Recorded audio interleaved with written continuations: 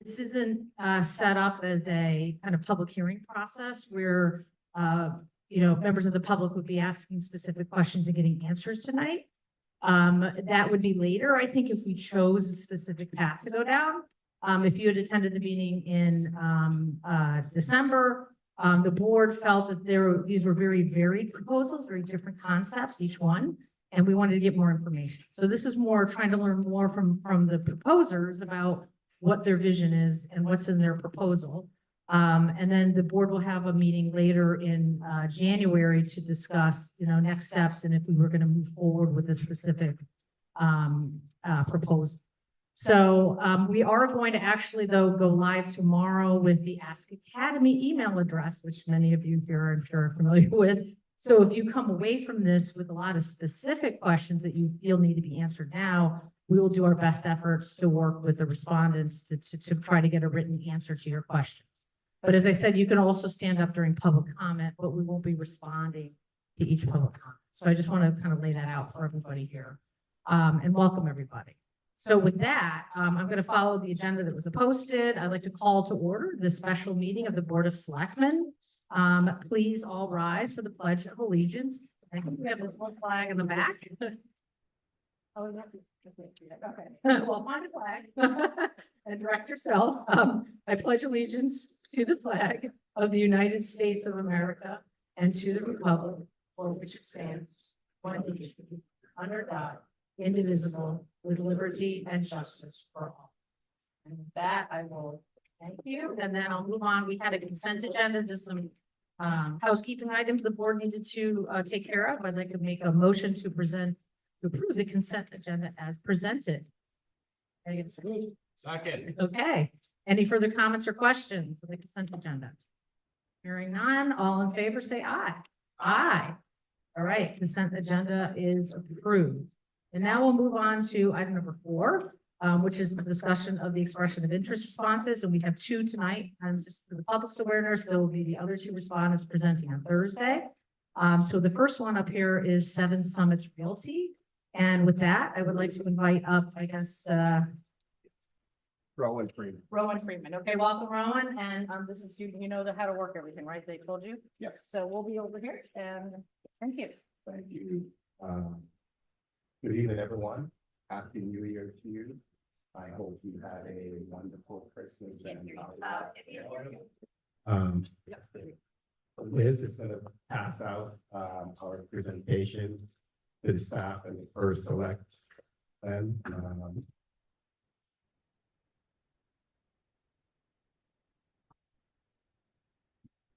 just wait for that to happen so we can get going. So they have our. Okay, that's better. All right. Great, thank you, Liz. Good evening, First Selectmen Lyons, Board of Selectmen, staff, and members of the public. Thank you for your attendance. Just want to start by saying thank you for having us at this expression of interest. I'm trying, but sure, it seems like the mic is cutting out. My name is Rowan Freeman. I'm the president and CEO of 7 Summits Realty. At 7 Summits, our mission is simple: developing resilient, affordable communities. We see Madison as one of those very resilient communities. We envision a very bright and wonderful future for the Heritage Academy School building that aligns very well with the town's Madison objectives and also with our mission. We're a team as a co-developer with S, who's here with me. You'll hear more about us tonight. And what we've come up with is a program that aligns with the affordable housing plan that was actually created by the town of Madison. So over the next 20 minutes, quick team introduction, talk briefly about our team experience, and we'll spend most of the time just reviewing the plan that we've come up with, as well as our financial stack, and then we'll just close out in summary. So with that, I'll have a co-developer again introduce himself quickly. Hello, everyone. My name is Ian Blake. I am with Nest. We are located in Waterbury specifically, and I'm also here with the other project manager at Nest, Tashina Pemberton. Good evening, everyone. My name is Liz Torres. I'm a real estate development and finance consultant, and thrilled to be here with you all this evening. Ron? Hi, everyone. My name is Ron Caquaro. I'm with Studio Q Architecture. We're a small boutique design rented firm in Waterbury. We have a host of project types that we specialize in, one of which is adaptive reuse, multifamily housing, much of it done with the team you see here today. Thanks for having us. We're very flattered. Good evening. I'm Laura Crosby, president at Crosby Architects. We're located in Hartford, Connecticut, and we specialize in multifamily housing and historic preservation. Thank you. So, as we said, we're teamed with Nest. There's a reason we're teamed with Nest. And Ian will talk a little bit more about themselves, but Seven Summits is a for-profit development company that specializes in leveraging market rate housing to provide affordable housing units, which is why this project was so appealing to us. This is what we do, and similar to Ian, it is to Madison, and it's turned out pretty well. Ian, can you talk a little bit about this? So again, Nest is a HUD certified nonprofit agency that is, I think, something unique that we're bringing to the table. We do focus on creating workforce housing. We also do financial education as well. And we also work to make sure that communities are engaged as well, not just building housing, but they're also creating community connection. And both organizations share a commitment to creating vibrant, inclusive communities that cater to the needs of seniors and working individuals. So with that, we'll get into the meat of our presentation, or we turn it over to the architects so they can introduce themselves and their experience before we get into the presentation. Thank you. You might have noticed that we have two architects on our team here. And this is a relationship where Crosby Architects will be the lead architect, the architect of record, and teaming with Studio Q, who will act as design architect. This team allows us to leverage Studio Q's design expertise and nonprofit relationships experience, and Crosby's historic adaptive reuse experience and our staff capacity. Both firms have extensive experience in multifamily housing and are currently working together in the same fashion on another multifamily housing project. And finally, Liz. Liz is the money person, the most important person in the Hi, as I shared, I'll be the real estate development finance consultant on this project. My background is in affordable housing development and specializing in leveraging public funding through CHAFA and the Department of Housing. I'm most known here in Madison for leading the redevelopment of Wellington at Madison, which created 31 housing units and leveraged the low-income housing tax credit program. So now into what we're proposing. What we're proposing is to rehab, renovate the existing building that's there through a small addition that would create a total of 56 units on the site. And it would be 56 units of affordable housing. And the reason we think this site is perfect for that, it's only 0.4 miles from the train station, so it's within walking distance. It's within walking distance to the senior centers, walking distance to the banks, shopping. There's a Stop and Shop right there. And so we think it all aligns very well, and we're providing some amenities as well for the site. I'm now going to turn it over to the architects to talk about the concepts and the plan itself and what we envision this looking like when it's completed. So Laura, ready to start?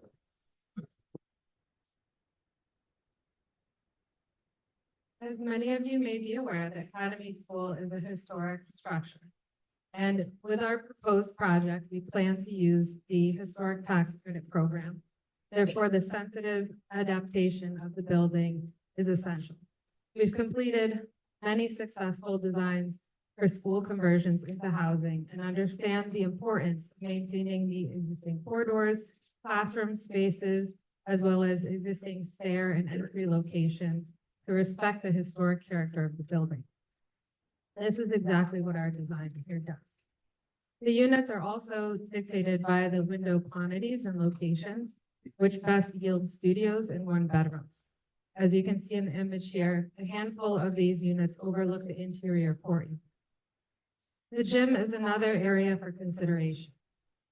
While the existing gym space could function as recreational space, it also makes for great loft units with high ceilings and large windows. This concept shown here yields 5 of those loft units.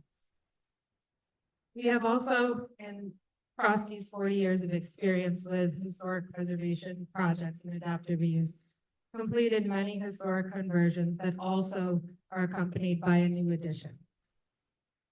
When utilizing historic tax credits, the addition that needs to be complementary to the historic structure as well as subdued, giving hierarchy to the historic structure and maintaining the historic streetscape. This addition that we're proposing is doing just that. Thanks, Laura. So I think it's important to realize what makes this building historic. If we can go back to that slide, Liz.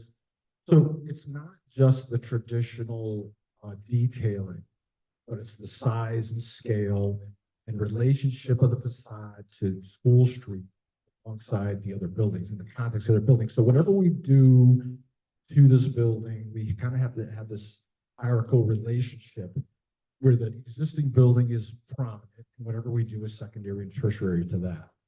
So in this concept, we're taking a 13-unit elevated housing addition, putting it above new parking that will serve a new entrance to the overall housing complex quality and the community feels that are in place. The other thing we're doing is adding this linear park. This pocket park will help connect School Street and the parking on School Street and give a connection for the community to the community fields and a new entrance and help further separate the addition and the historic building, giving promise of the historic building. So in the next slide, if you can orient yourself at the lower level on the right, the main level and the upper level on the left, you kind of get a sense of how we're planning to lay this building out, both through adaptive reuse and the addition. The school building and the renovation would be the vertical plans you see, and then the horizontal sort of dog-like to the upper left is the addition. So this sort of tan colored are 1-bedroom units, the blue color are studio units, and in total, we yield, as Rowan said, 56 units with the addition of that loft space that we're adding in the gymnasium. The next slide really, I think, gives you the sense of we're going to be very careful keeping what's here, keeping what makes this building rich and significant. So the corridors, the tall ceilings, the stairwells, the windows, the window openings, we're going to work around everything that's there and kind of surgically, adaptively reuse these new contemporary, high quality housing. The other piece is this new entrance we're adding that comes up through the heart of the whole project. And it again serves to separate the existing and the new, and also provide circulation to all the floors. And you can see how the loft units would work. All the living spaces on the first floor with a bedroom on the upper level that looks out to that double height space and looks out to those nice large windows that are at the gymnasium today. Next slide. So you're going to have to take my word for it. The addition is there. You can see how well it's screened here. It's pretty effective. We're able to kind of keep that form that's there today. You really don't see that addition. If you look at that lower right-hand corner image, you could see the addition way in the back, but when the trees are in bloom, at least, and that tree is existing, you really don't see it.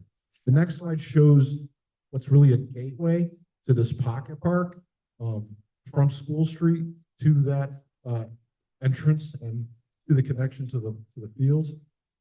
What I like about this is that rich historic facade. The community can now interact with that and really engage it. And you really offer it back to the community with the addition of this park and this.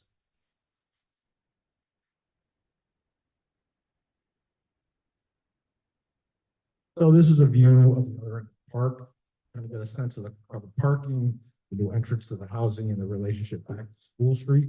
And the last slide just shows what that loft unit could look like. This is a way to really reuse this double height space and economically add a richness and a really nice aesthetic to a new interior. Great. Along with the architectural features, we've also reviewed the reports on the septic system and the environmental concerns.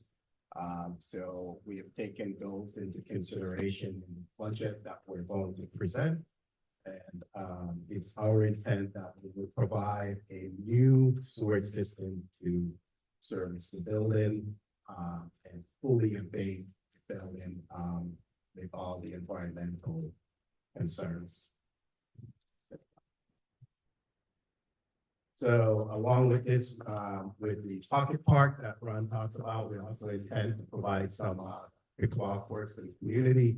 Pickleball is all the rage. We also have our landscape courtyard and hopefully community flex space that could attract the arts. But that's left for further discussions once we get into for more detailed conversations with the town. So just want to get into the economic benefits here. There's a reason we come up with this plan. You know, we've been into many communities like Madison, and one of the things we always get is, how is it going to impact the school system? This plan is well thought out. A lot of one bedrooms and studios, as well as targeted seniors. And the market rate units are more targeting younger population, just getting out of college, trying to get a self-start. So we don't see this project having any impact on the school system. Looking over the next 20 years, we see the town deriving an economic benefit through either pilot agreement or a tax agreement, where we're paying an annual tax to the town and little to zero liability back to the town, because we would be operating and maintaining the facility as a private development. This facility is going to create about 100 temporary construction jobs, maybe more, 3 permanent jobs. We expect to give preference to folks in Madison or the surrounding communities for the jobs that are being created here, which is what we do when we go into communities to do projects like this. Next slide. So just want to talk about the breakout. You just heard me say the targeted population, seniors, and I'm going to have Liz come up just to talk about the income distribution. But 25% of the units will be deed restricted for seniors, and then the others will be, there will be some deed restrictions for some of the affordable units as well. Just want to remind you to speak into the mic, because part of this is also being live streamed. Okay, great. Thank you. Thanks. Thank you. We can hear you okay, but just want to make sure that.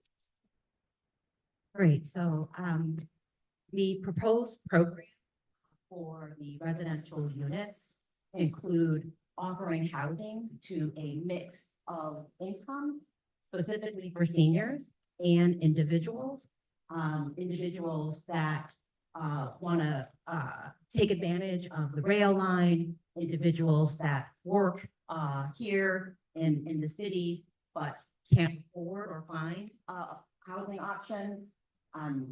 The low-income tier is for senior housing for seniors earning 0 to 60% of the area median income.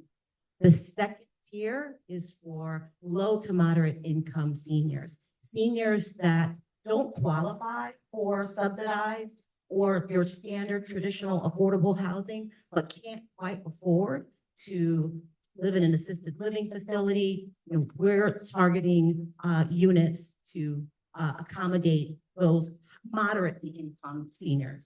And then the remaining units are going to be market rate housing, a combination of studios and one bedrooms. The rents that are being proposed are between $1,000 a month to $1,700 a month.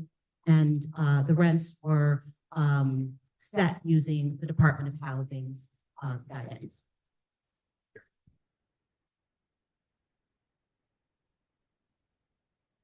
Okay, so just to talk about where the funds are going, it's about a $24 million total construction cost. And total development cost, I would say, with about 20, most of that going to the construction and then the soft costs. And how do we intend to finance this?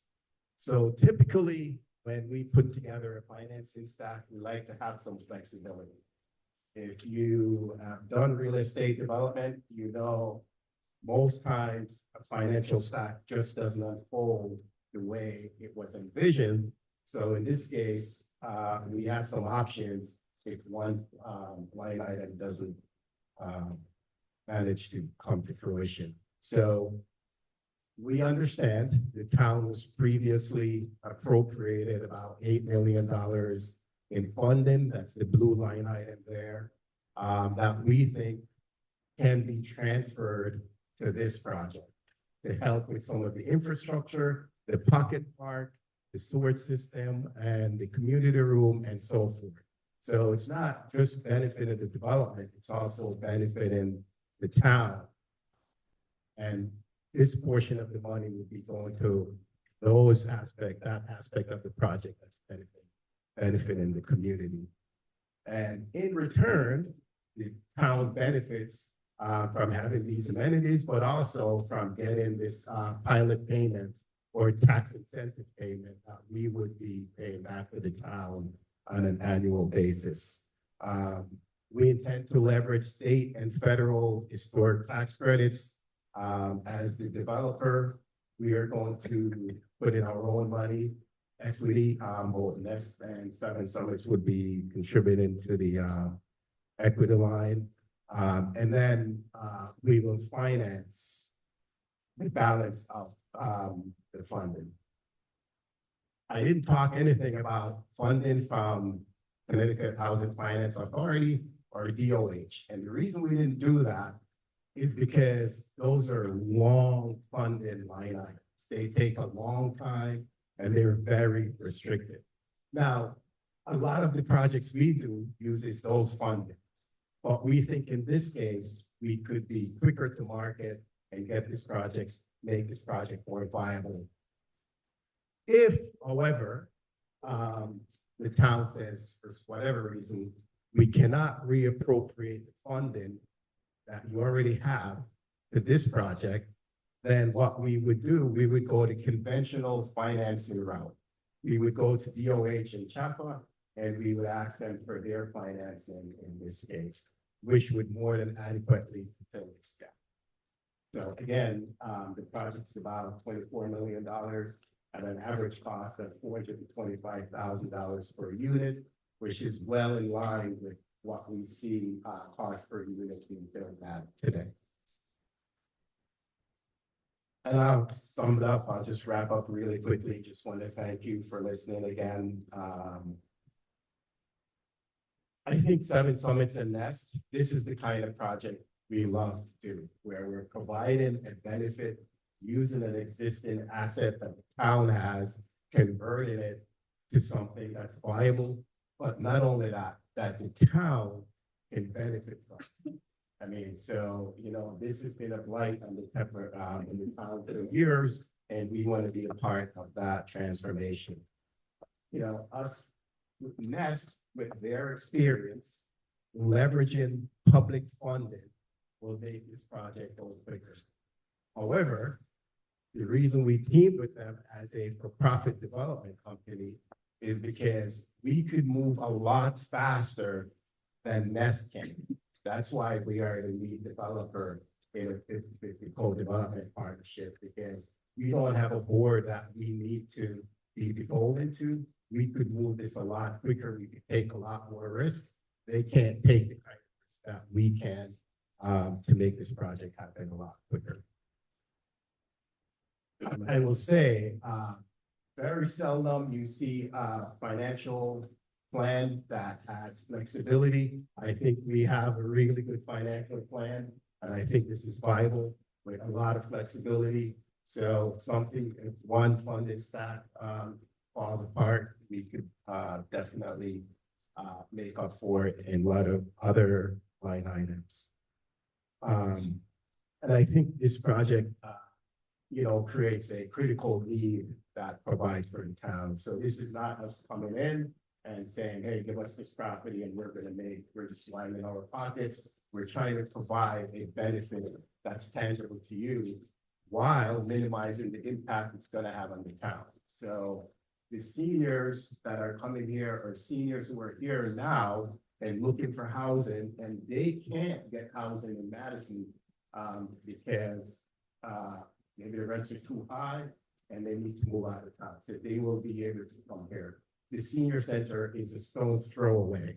So that will attract the population there as well. And finally, I'll say, we want to do this project in a very collaborative, community-focused approach. What do I mean? We will have meetings like this with charrettes to talk about what we're doing.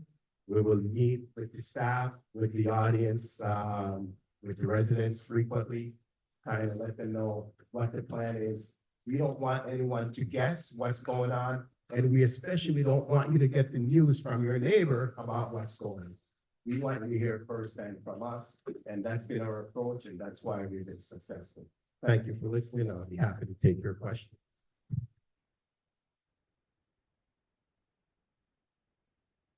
You very much for that very thorough presentation. I guess we can open up to questions. I think because this way they're here, we should probably do this since the team is here. So one question I just have, notably, this is a little different than what had been originally proposed, right? It was a smaller project. I know we sent out a kind of questionnaire saying, because some groups had additions added, and so we said, what made you decide to add the addition, I guess, the additional units, which would have been the piece of the parking lot, right? That's a new addition from the proposal we received in, I think it was the end of October, I think. So just curious what drove you to decide to add that to the proposal? So typically when we do a project of this magnitude, we like to try to hit about 50 units. We figure when we hit about 50 units, financing becomes a little bit easier, a little bit better for us. And so, when we looked at it initially, we thought we could just get everything in the existing building. By doing the addition, we were able to get to that 50 unit threshold. That would just make this a more challenging project, and especially from a private development entity. With Nest being a nonprofit, we're happy to go back to the 40 unit because they can do those projects that are below the 50 unit threshold. But typically, we go into the private equity markets to finance. They're looking for that type of threshold. Thank you. I'll turn it over, maybe. Thank you very much for the presentation. I have a couple of questions. You mentioned $3.3 million increase in taxes over 20 years.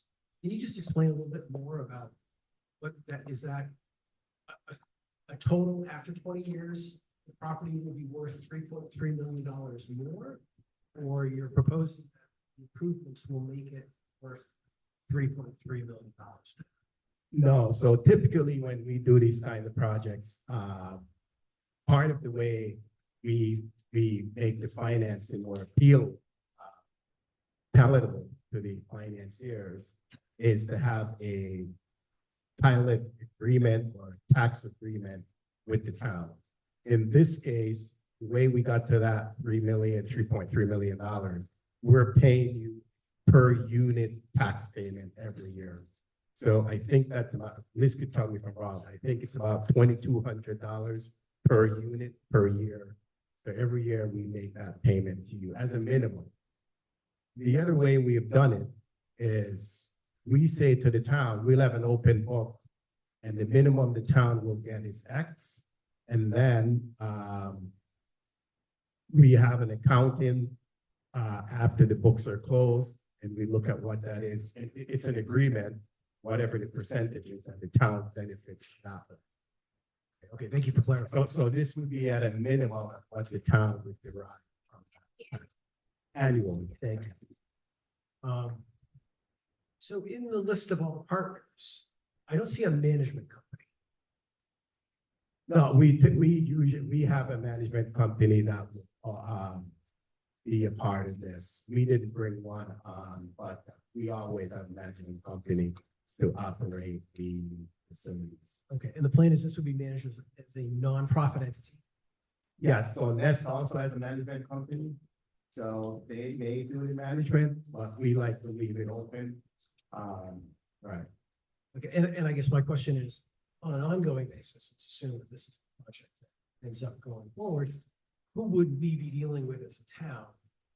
You'd be, On the day in and day out. you would be dealing with myself on a day in, day out basis. That's when the project is done, residents are in place. No, you would probably be dealing with the management company on a day in, day out basis, but we're not going anywhere. We have to make sure these projects are viable and sustainable. Okay. And then my last question. You mentioned the grants that the town's already received, federal and state.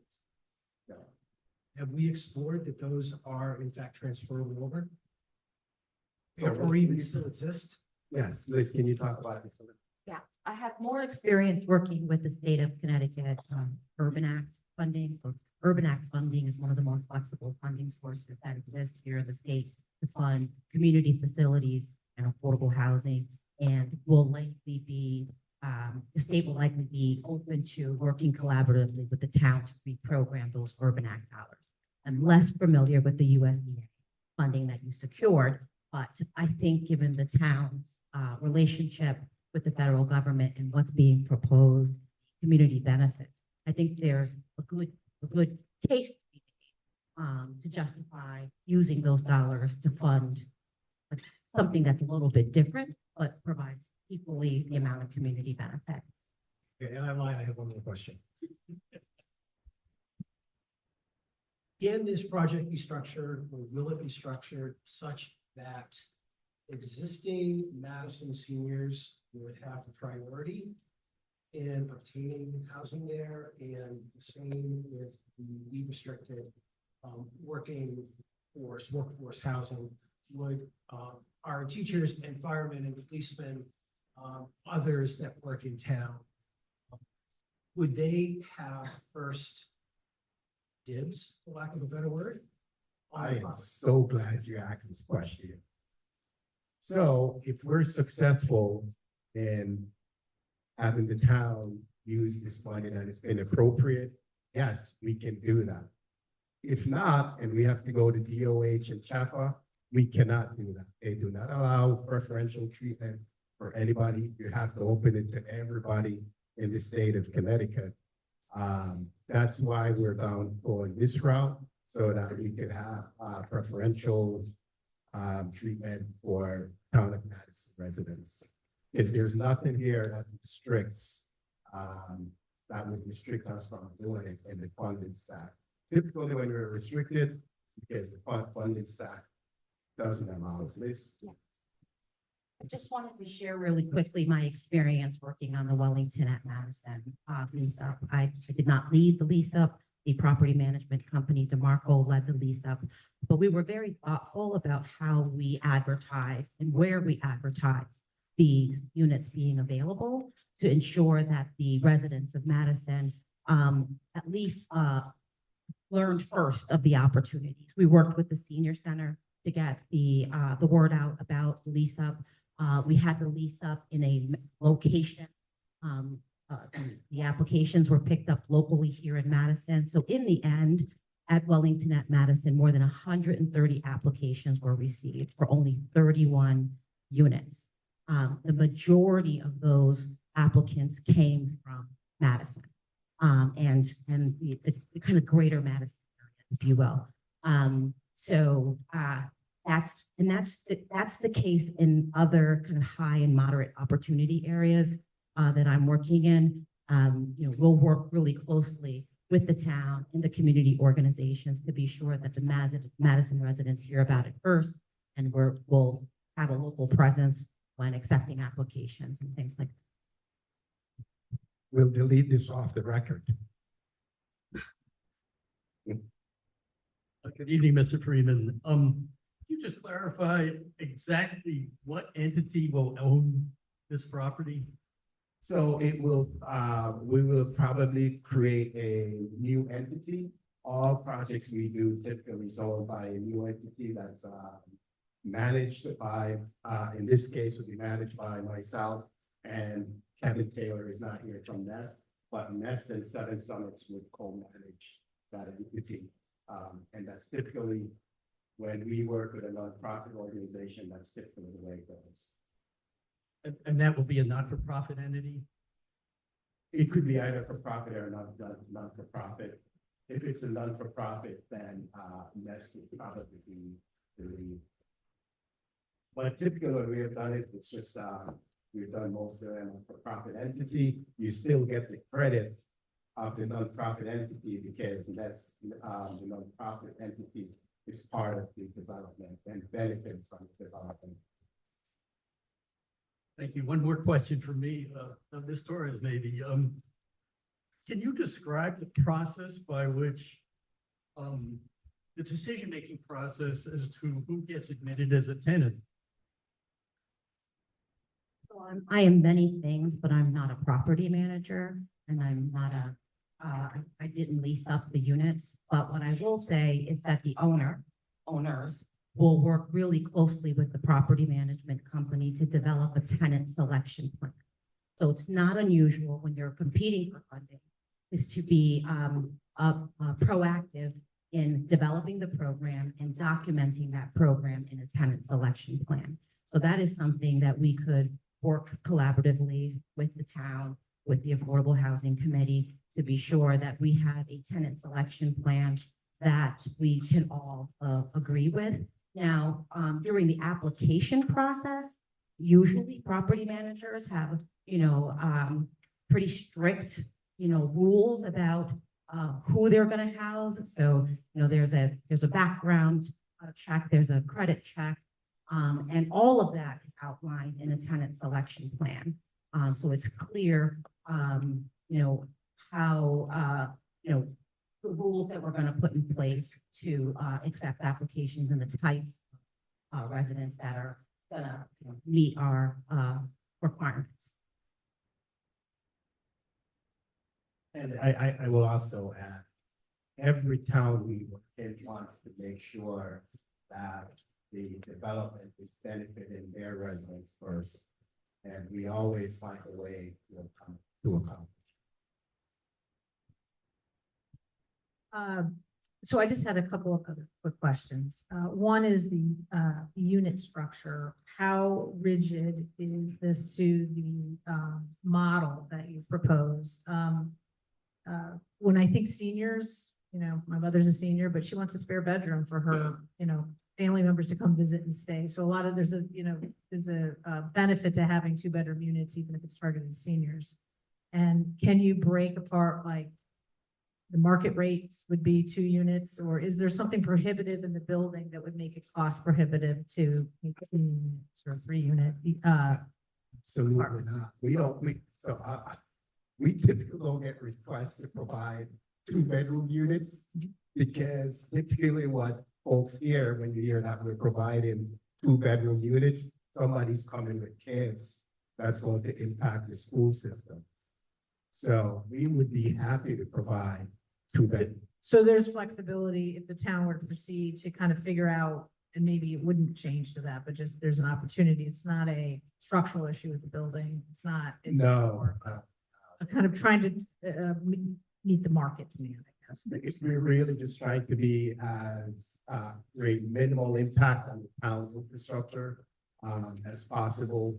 So folks understand that this is not going to impact the school system, because typically education is the #1 usage of town funds. And we've had very difficult time getting projects passed when they're showing that they're going to have some kind of adverse impact on the school system. But noting that your breakdown is you have majority market rate in your proposal too. So affordable is less than half of the units, correct? Yes, but I also like to look at the range of the market rate units. All those market rate units fall within workforce housing definition.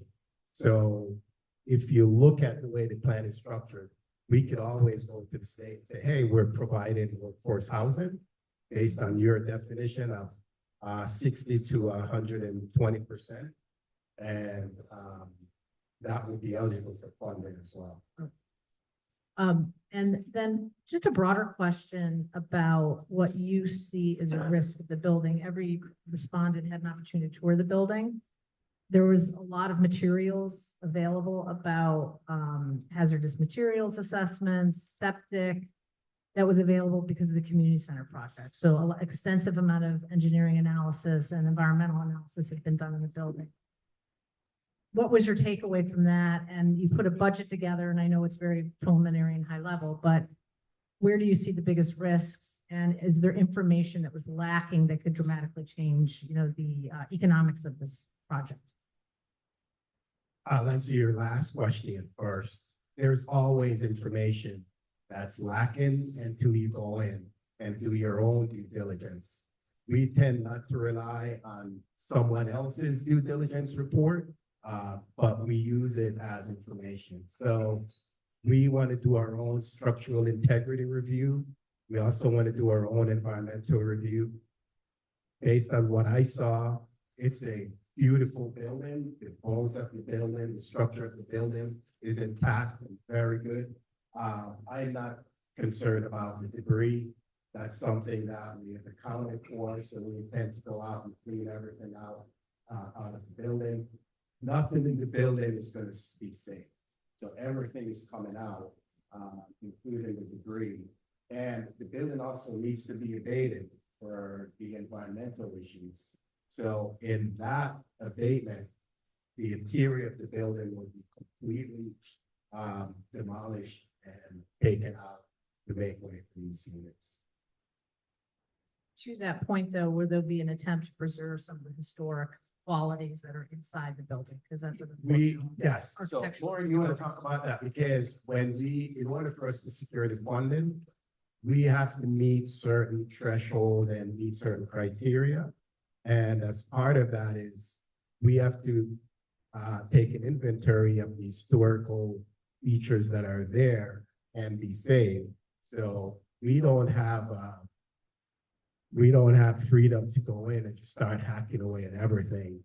We have to be surgical about it. I think Ron did talk about that. It's a very surgical process to get this done. But I'll have Laura kind of talk about why we have to save some of that in order to qualify for the tax credit benefits. So just a clarification on that, I think what Rowan is really getting at is it's more of a gut rehabilitation where we're not using any of the existing infrastructure in the building. So all the piping and mechanical and lighting and electrical will all be new and up to code. And that's something that when we're working on a historic building, we understand is essential as a part of this rehabilitation. With that said, as I mentioned before, the key is to try to keep the structure and the layout, historical layout of the building. So with that, we would have all of the existing historic structure in place, as well as, for example, windows. It's always a goal on a historic project to restore the existing windows and keep that historic look from the exterior. And as well as with the exterior work, we're looking at a lot more restoration work on the brick. And all of the historic features on the exterior are more of a restoration. So just to clarify, that was more of a gut rehabilitation in terms of the infrastructure. Hello. Two questions. One is, what assurances do we have as a town that this project would be successfully completed? Also, like if there was a financial distress or anything like that throughout the course of the project, what rights does the town retain? So, the town, all the contracts that we have done with municipalities to make everyone feel at ease, there's always a clause that the project could go back to the town, the property to go back to the town. The other thing is, in order to get this financed, no one is going to give us money until we have some kind of construction insurance in place to make sure the project could go forward. So if we start this project and it's not going to get completed, believe me, the funders, their money is in. The only way they get their money back is if they get paid. So they would then come in, we'd have to float a bond. They would come in and using that bond to complete the project. So the town is not at risk in this scenario. Okay, great, thank you. And then my next question is regarding the affordable units. Will there be any aspect of deed restriction for those affordable units? And if so, for what length of time? So the deed restriction units would be the senior units, and those would be for 30 or 40 years, whatever the state says. So the state has a limited affordable housing deed restriction. Again, that's open to negotiations because we're not seeking funding from the state in this particular stack. However, if we do go the state route, then that will be on the table. So you have the ability to say, why can't we get the affordable units to be affordable for X amount of time, whatever that is. Okay, great, thank you. Hi, everybody. Thanks for the thoughtful and detailed presentation. A couple quick questions, if you don't mind. So I'm going to be the somewhat skeptic in the room here. As you may or may not have heard, we went through a pretty thorough multi-year process to look at a community center. And the most recent estimate was around $24 million for the community center. Interestingly enough, your number came pretty darn close to that. But I'm wondering, given the addition that you're proposing, plus all the landscaping and you called it a park or something around it, how good do you feel about that estimate? So we also build schools, and we're building schools at $800 to $1,000 a square foot. A private development would never be viable at those kinds of numbers.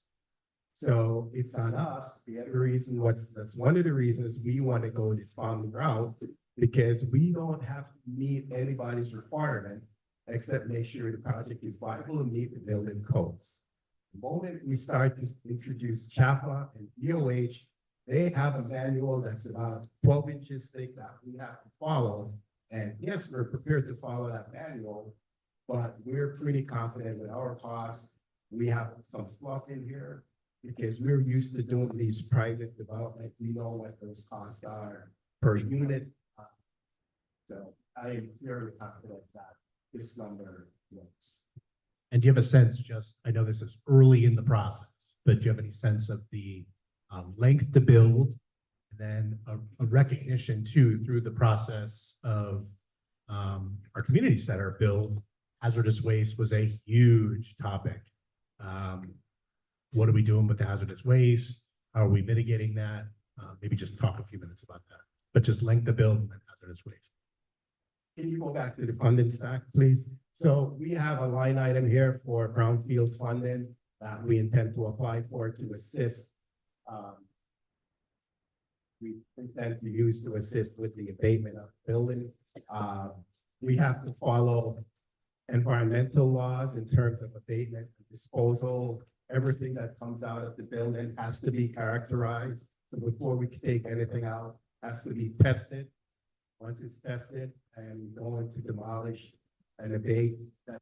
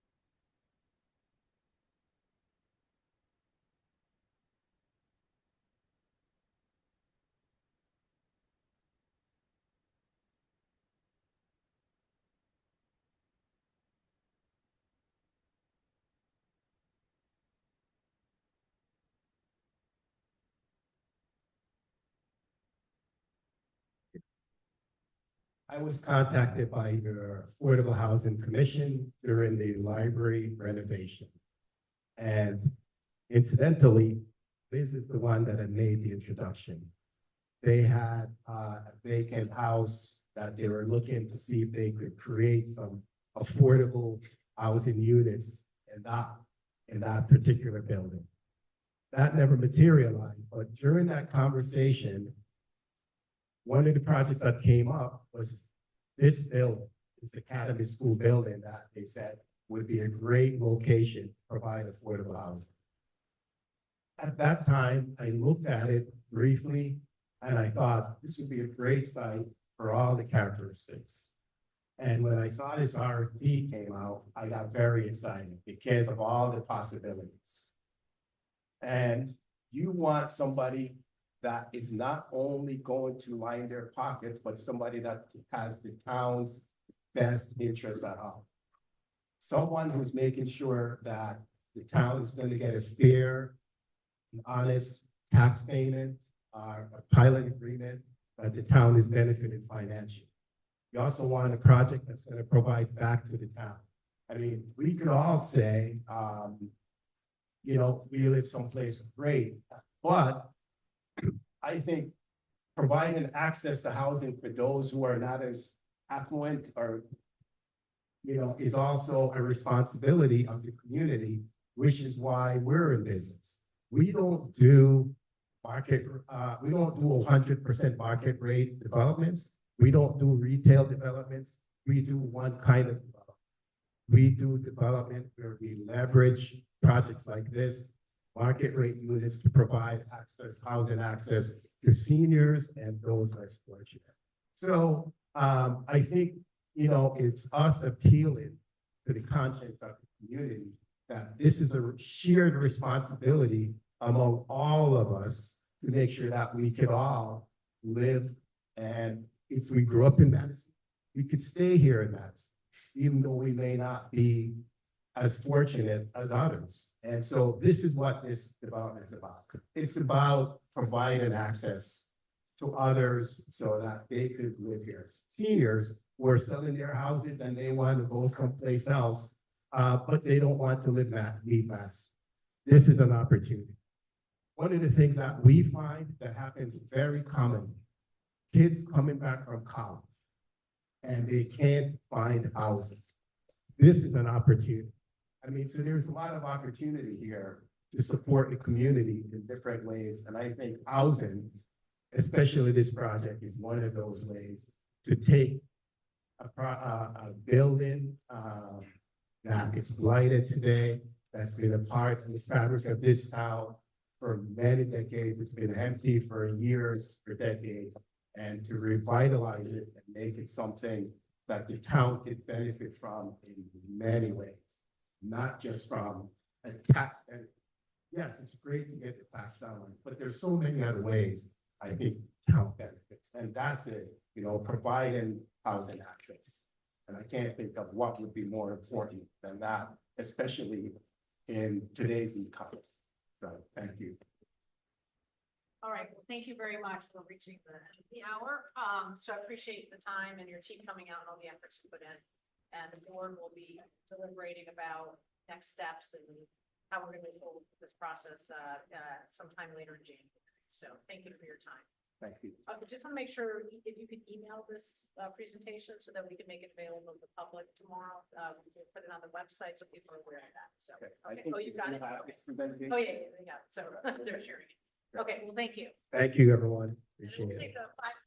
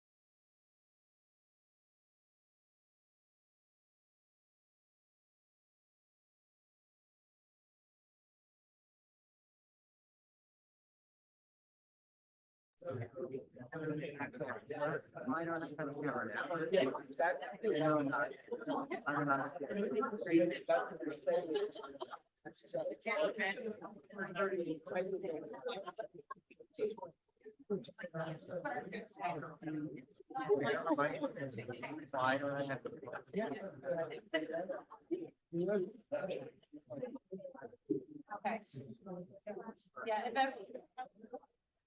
If everybody could take their seats, please, because we're going to start the second presentation, please. Thank you.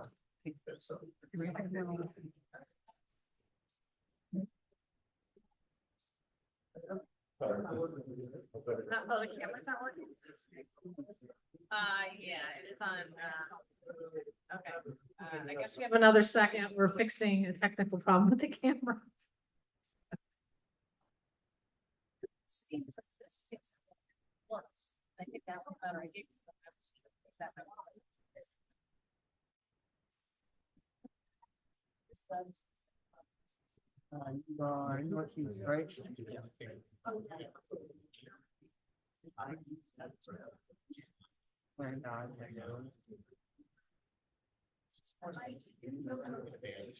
Yeah. Oh my God. I hate when everything is not just a button.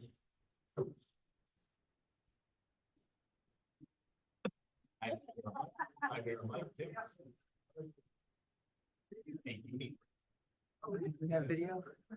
Audio? Audio? Here's something with audio. Okay.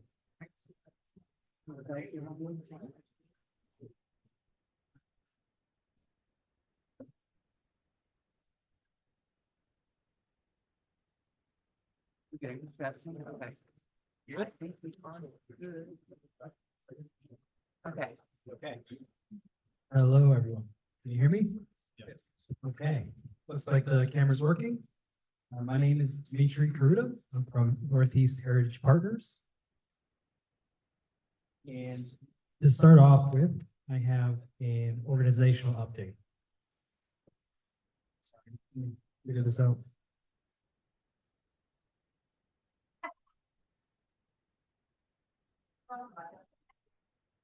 So I was advancing this project through Northeast Heritage. Northeast Heritage, myself, and my pipeline has been absorbed into Connolly and Partners. Connolly is a larger development firm out of Manchester. I think this is a positive for the project. It is the same vision, high leadership, and a larger organization.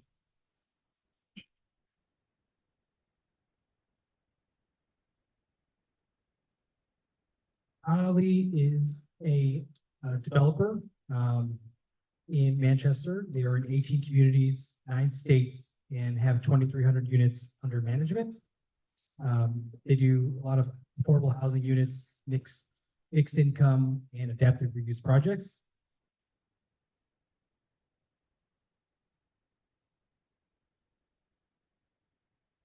We have our own in-house construction management teams that have experience in a large track record on ground-up construction, adaptive reuse, retail, multifamily. We have our in-house property managers. We're in the area. We're working in projects throughout the country.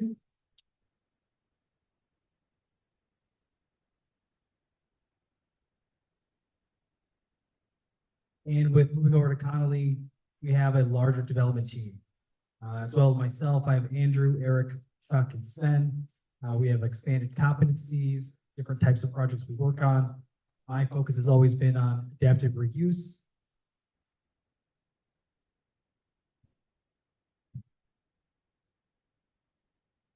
So why Academy? My focus has always been on adaptive reuse projects. My portfolio or client work and my work has always been on historic adaptive reuse. Everything that involves a historic tax credit component. I was brought into Connolly, continue advancing that pipeline, and bring a larger adaptive reuse portfolio to their firm. We find Madison a great place to do business. We want to invest in Madison, and we want to reutilize historic assets just like Academy.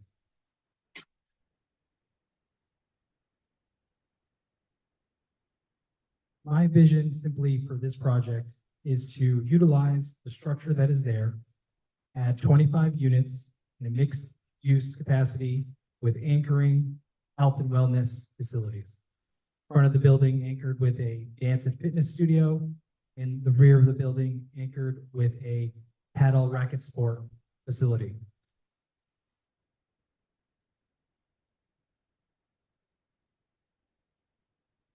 I believe this plan does align with the town's goals. We will have the town own the land. No upfront capital required from the town. We're preserving a historic asset with private funding and the historic tax credit funding. Additional businesses and downtown residences will increase traffic to the area. And it allows the building to be used by the public. If it was 100% multifamily, it would mostly be used by the residents and not be open to the public.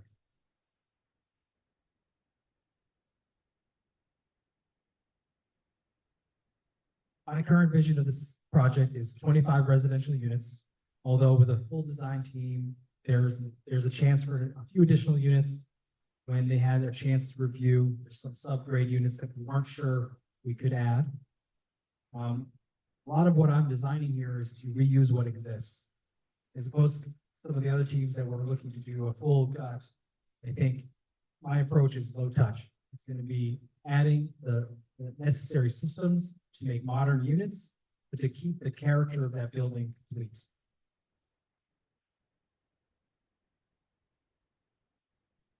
As I said, the public amenities will be the 3 paddle courts in the previous gym, the dance and fitness studio in the front of the building.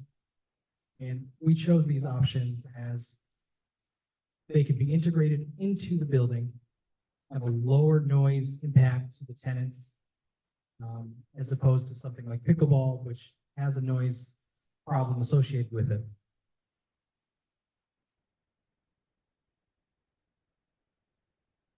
We're seeing a lot of these courts go into new projects throughout the country. This is a growing sport.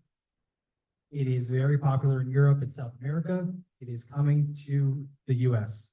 We're seeing them open up in Boston, New York, all the big cities. We're starting to see some in Connecticut as well. They will attract people to this town because it is a unique offering to Connecticut.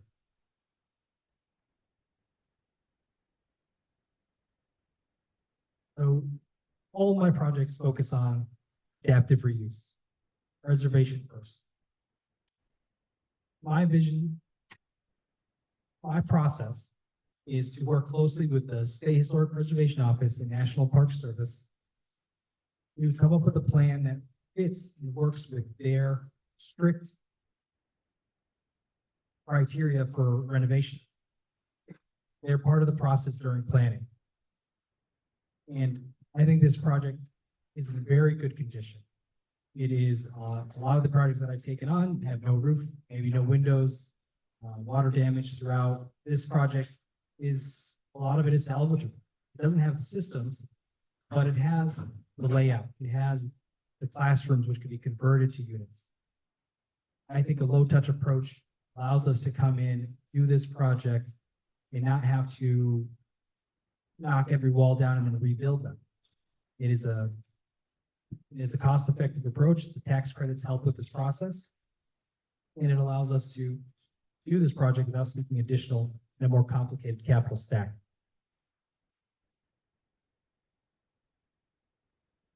The deal structure I'm envisioning is, as suggested, 99-year ground lease with the town. We're looking for the town to contribute the property to Connolly to allow us to control the asset, incur the cost of development, incur the ongoing operation and maintenance of the building. And then the ground lease would allow us to have some shared, I'm not sure where it ends and where it begins, but the building itself would be Connolly's. And go from there.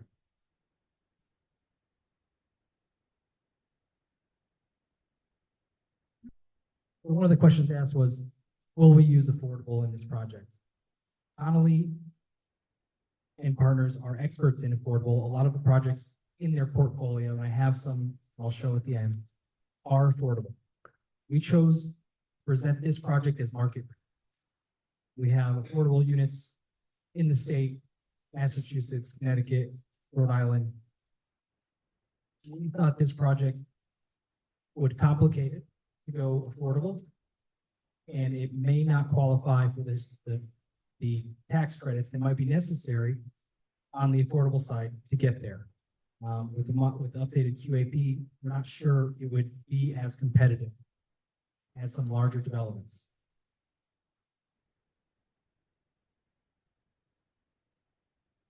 What are the benefits to the town?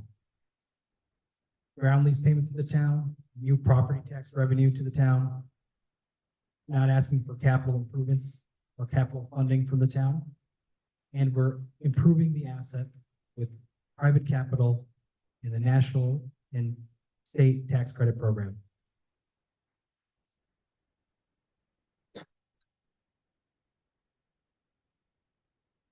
My plan has no impact to the footprint of the building. We're not expanding it. We're using what is there. There might be, once we do a further design set, there might be some sidewalks necessary. And the biggest infrastructure change is going to be the septic. That's really the only digging we're really envisioning, is figuring out how to remove that septic safely and appropriately and place it with a system that makes sense.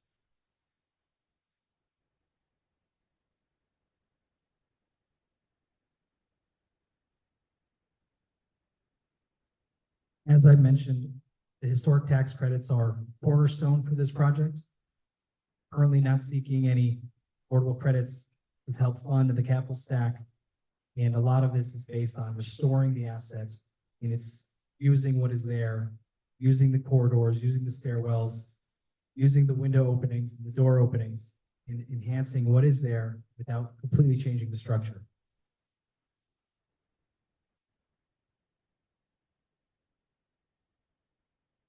What are we asking for support?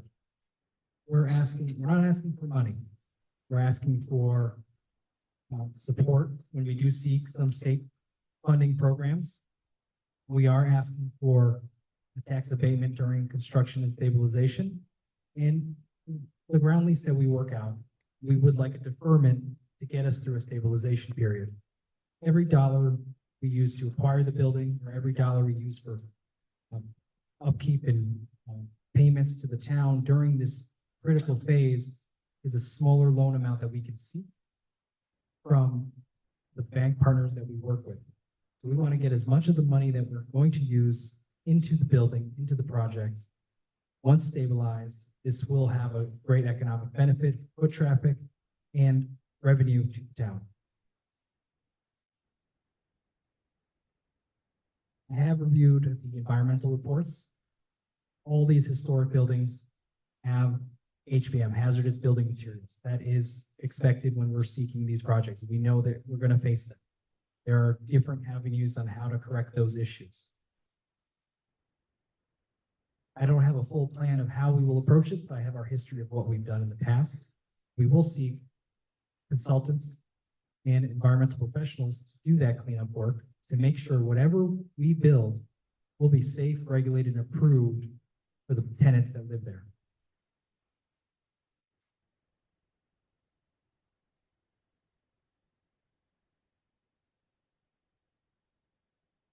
Septic system. This is the big one. We know this has to be replaced. We need to do a new study to know what will fit this new proposal. We know that there's some concern on disturbing the ground and the groundwater impact. This is something that will likely go down the road, come up with a plan, and then seek some help from Brownfield. We need to know more before we know what that plan is going to look like and what we will seek for funding.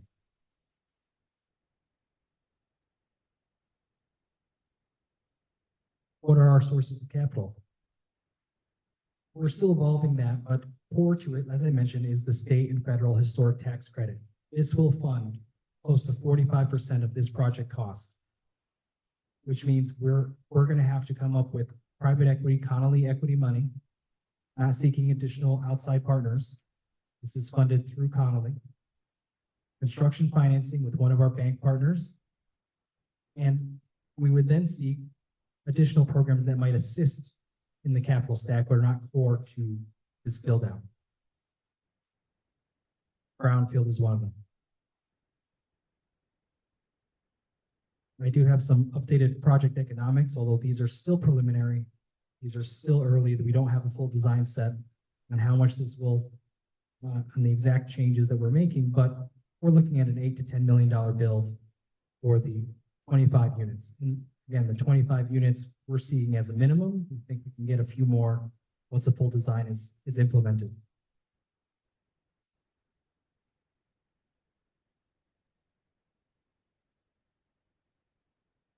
Since Connolly was not part of my original proposal, I wanted to list some of their projects so you could get this, an idea of their scope and size of the developments that they work on. Current Gate Apartments, 204 units, affordable.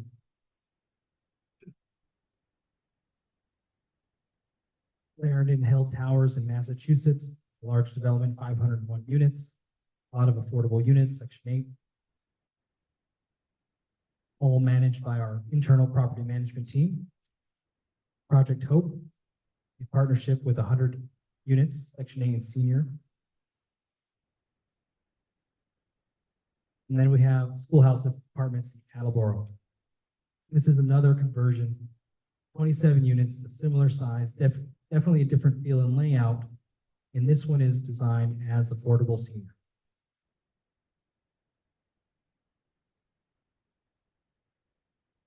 So at this stage, I didn't bring renderings or plans. I have our conceptuals that I've described to you. Happy to answer as many questions that clarify those gaps.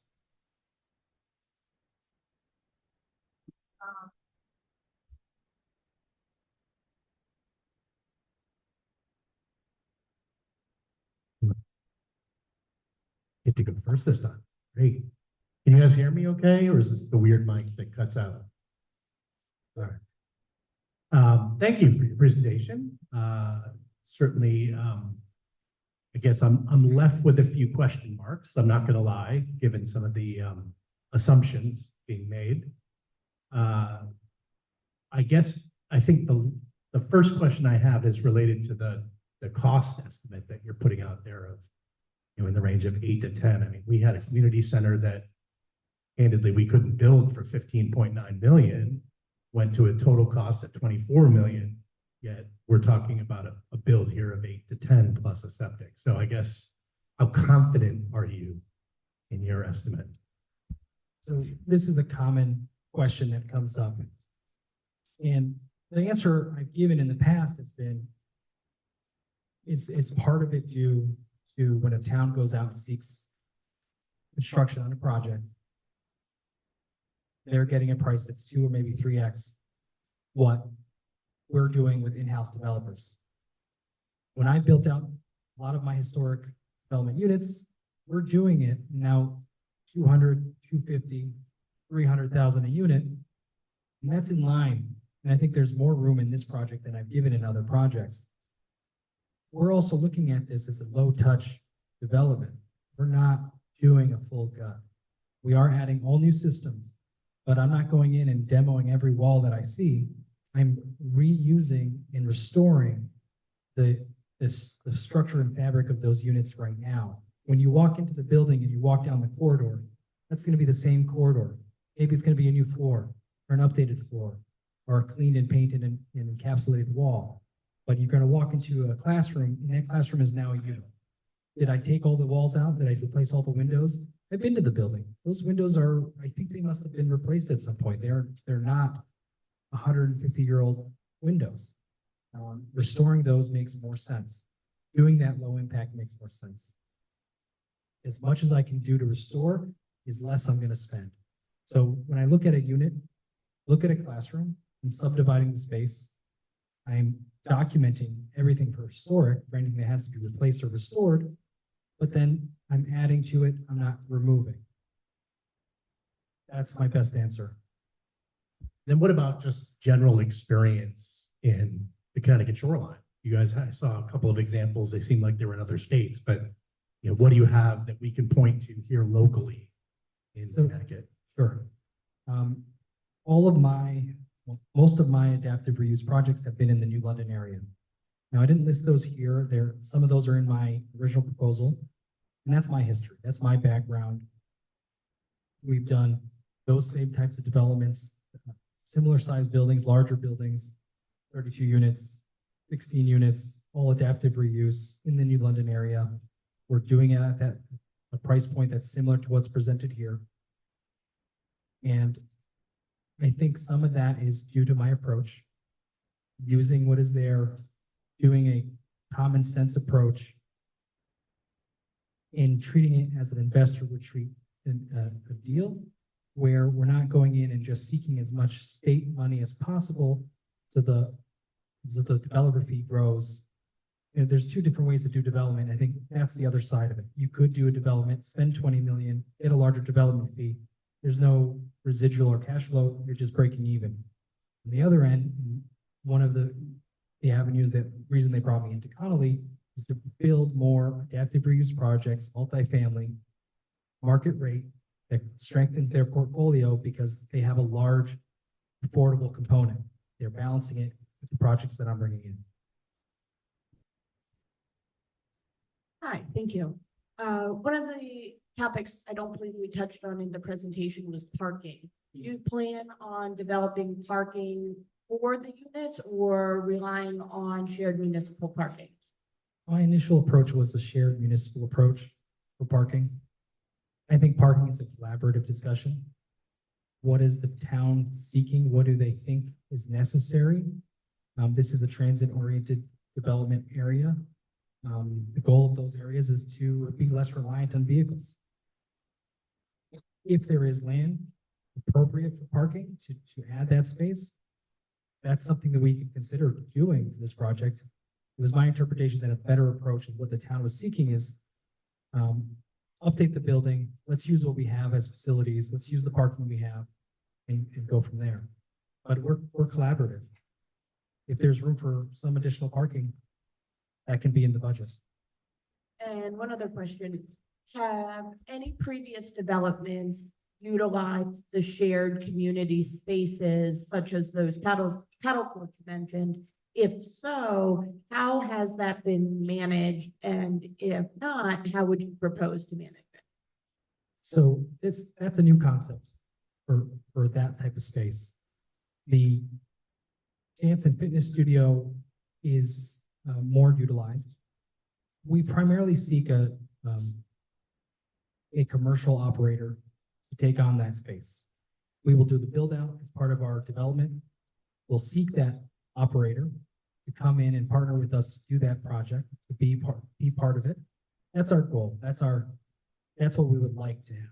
Now, we have discussed the backup is we're really just renting those spaces. They are even the fitness and dance studio, we're envisioning it, renting it as a timeshare to multiple different teachers, for example.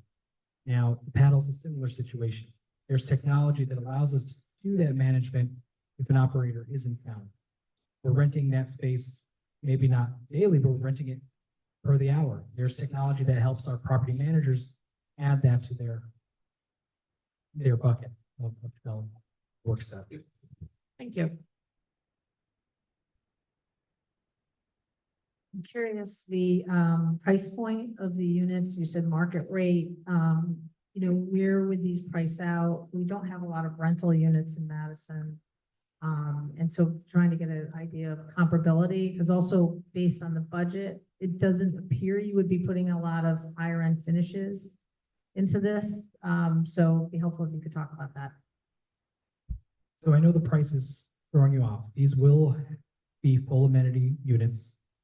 All the developments that I've done have granite counters, brand new kitchens, washer and dryers in the units, tile bathrooms, tile. You'll see from my experience when I walk into the units that I've done using the tax credit program, a lot of the money goes into the property instead of soft cost or other things that may drive it. I've seen units develop as affordable at 600,000 a unit that aren't anywhere close to the quality that I'm proposing this project. There is money for those things. It is not a huge cost driver. A lot of the bones are here, and a lot of I know some of the units have hardwood floors. All the projects that I take on have historic hardwood floors. We're not replacing the floors. We're finishing. This has a mixed bag. It has some carpeting, some tile, and some hardwood I've seen, I believe. But I am planning on higher end finishes for these units. Did I answer? Did you have a second part of that question? No, I just had roughly what those, rental prices would be. I think you quoted you have 1 and 2 bedroom mix, right? Yes. So from my experience, I haven't done a market study, especially in Madison specifically, but in New London, which I think is, Madison should fetch a different price point than New London. We're building out units in the starting rate for those 1 bedrooms can be 1,800, going up from there depending on the quality or the view of those units. 2 bedroom units, 2,400, I think is what we've seen. There's going to be some difference in this market. I'm not sure if that pushes it up or down.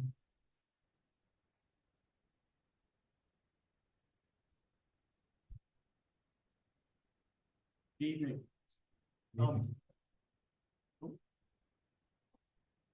Should your analysis and consultants eventually determine that the construction budget is substantially higher than you currently think it is this project still going to be viable for you?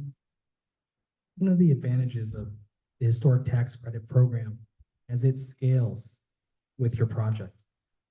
So I have done some developments and maybe I missed the mark. Let's say I missed the mark by $1 million. I have a partner. My partner, the state and federal tax credit program, is still going to contribute 45% of my overage to that project. So I think that scaling does allow for us to do a development and have a slightly bigger range if necessary. And we're not attacking a lot of programs here. My going in position is to mainly focus on the CT and federal state tax credit program. There are other programs. If it was necessary, we could add to those, and maybe not do full affordable, but there are other programs out there that might say, let's add 2 to 4 units affordable to increase our capital stack. There might be another program, grant program, because we're in a transit-oriented development.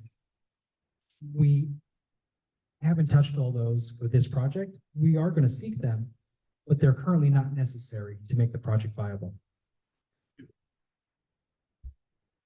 Maybe to ask the same question a slightly different way. And one question that was asked in the prior presentation, what are the assurances that the project will actually be completed? So with every one of my RFP developments that I've worked with the municipality, there is always a clawback component because there's always a risk. And I've seen a few where I was the third RFP after they've done it for 10 years and they selected a developer and they spent 3 years, and they didn't do anything. I always suggest to the towns, there has to be a time limit. We need to spend money on this project by a certain point that it's feasible to know that there's assurances. You don't want us to walk away. You don't want another developer to walk away. Once we're invested, the only way to finish the project is to complete. The only way to get our money back is to complete. We're going to be, once the train is started, we're going to completion. There's no alternative. And Connolly and Partners, and one of the reasons I'm happy that I moved there, they're a bigger organization. They're well capitalized. They fund their own projects. That gives options. This is a small development for a bigger firm. The average development size, Connolly is 50 million. We're seeking a project that's going to be in the 10. They're there, they have the backing to do the project with or without the backing of the loan programs or the other programs that we're going to seek. Thank you. Shifting gears a little bit, you mentioned 2 primary avenues for the town to realize revenue from this project, the ground lease payment, and you phrase this interestingly, new property tax revenue from building improvements. Are you proposing that the taxes would only be on the improved component of the building? On the property tax side, it's really just a standard, what is the property tax of the building after we develop based on the mill rate. However I phrased it, I don't know. But that's all I meant by that. And we are seeking to acquire the property. And we're not looking, this is always a catch. You know, I know people get hung up on this. I never proposed offering an acquisition price for these properties. I always seek that every dollar that we're putting in is actually going to something. We're putting it into the project, to the building. Now, what was suggested in the request for interest was ground lease arrangement, I believe, and we're open to that. I think having something there, I'm not sure what that looks like. I think that's a negotiation. That's a discussion. What is the priority for the municipality? Is the revenues from the taxes once we've increased value sufficient? Is there more necessary? And it all has to be feasible because it has to work with the financial stack and it has to work with the loan programs that we're going to seek. And if there's a bigger necessity to have more revenues come from the project, that means we're going to have to seek other programs. Or we're going to have to make it a little more complicated.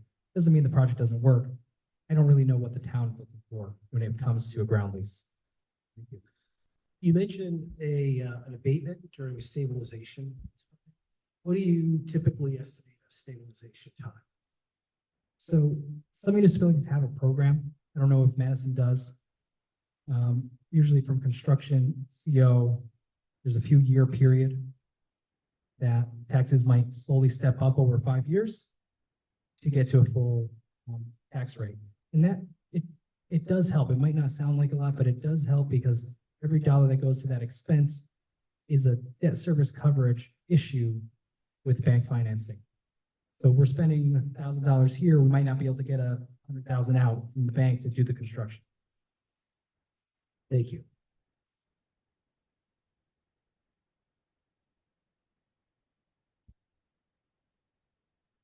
Thank you for coming out tonight. I appreciate it.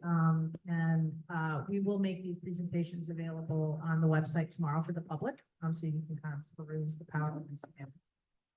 So that does include item 4 on our agenda, which is the expression of the interest responses. Our board will take this up in another meeting in the future to kind of decide how to proceed. And I know the board has got a lot of thinking to do about how to move forward. And with that, I guess we will open this up for public comment. And as I mentioned at the beginning, public comment is, we'll take everything down for the record. This won't be kind of a back and forth question and answer session. This was kind of an intake session for the Board of Selectmen as well as the people presenting to us. So, but if you have specific questions, we will post tomorrow the Ask Academy email address again, and people could always submit in writing if there's very specific questions. I just want to highlight that this is a very preliminary stage in this process. So, that's where there might be a lot of detailed questions that neither the respondents or the board would be prepared to answer at this point. I think if we proceed with one proposal or a different process after a meeting at the end of January, that's when I think we would have a much more robust kind of Q&A from the public as we did with other projects. So, but with that, happy to take some public comment now. And we'll start with in the room, and we ask that you limit your comments to the agenda item today, which is proposals, and then and keep them brief because we have other people here. So with that, I guess we'll start out in the room. I see a hand right there. If you want to state your name and address for the record, please. I also have Microphone, please.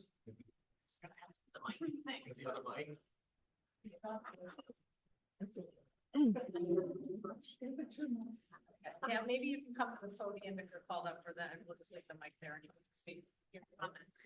Hi, Jennifer Rodriguez, 45 Johnson Lane. I also have a business in town, and that property is located at 141 Durham Road. I guess I'm just confused about why we're here, or if I'm late to the party at this stage of what's going on with the Academy. I'm very sure everybody in this room knows the history, so I won't go back to 2002 when you guys, not you, but the town quietly closed Academy when seemed like the population of the town wanted it to stay open as a school. But some years ago, I don't even remember when, it was, we got to do something with Academy. You guys, again, sorry, saying you guys as in the Board of Selectmen at the time, decided they were going to spend money on hiring a consultant about what should we do with it. And do people want it for the town? Do we want to have a restaurant there? Do we want to have businesses there? There were, I don't know how many meetings over at Polson. And then we had the town referendum. And it seemed to me that there was a pretty significant population, part of the population said they wanted Academy to stay town property for town use. So I don't know why we're again considering private use for this property. And it's really disappointing that people didn't approve the raise in taxes so we could get an actual community center. But it seems like we're getting a bait and switch here. Oh, sure, we'll do the community center. Sure, we'll do it. And now we're at a spot where, guess what? We're going back to private options where really not going to help our tax base that we've talked about. The 3.3 million is, turns out over 20 years is 165,000 when we have, I don't know how many million in our annual budget anyway. So I just wanted to express my disappointed that we're here again, and I hope that we're able to find a way to use that property for town use, even if we have to end up raising the building and just turning it into a beautiful park. That's the end of my comments. Thank you, everybody. Okay, thank you. Any other hands raised here? Would like to make a comment? Yes, please. So if you go up to the podium and use the microphone.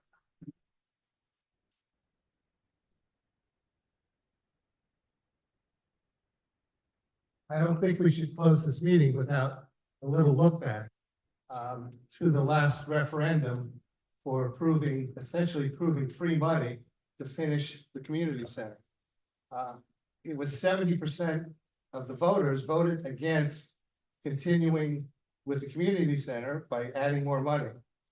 And that was a pretty strong sentiment from that said, let's go back, let's raise the building, let's put something there and take our time, see what we can do with the property. But everything that was talked about or proposed was town use. This land doesn't belong to the Board of Selectmen. It belongs to the people of Madison. And if the people of Madison expect it to be used as a town resource, it should be used as a town resource. It shouldn't be given to low income or high income. I think we are way off track, and I think this is nothing but a stalling tactic to just try to wear people down. But I think what I'd like to please ask, don't forget what 7% of the people in the town voted for, not that very long ago.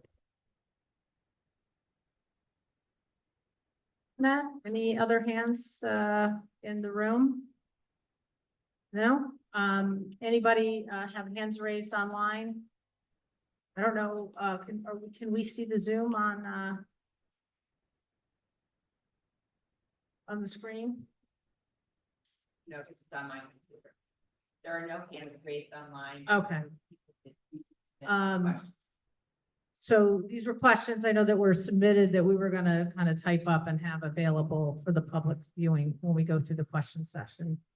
So those will be available to online. There's no hands raised for comment? Okay. Okay, well, I guess one last call. Okay. I know there'll be a lot more public conversation about this. And I do want to just emphasize again that ultimately anything that happens with this building is going to be a community decision. We've always had votes on this, so everything will be voted on by the public. And with that, I guess, can I get a motion to adjourn? All right, all in favor, say aye. All right, thank you.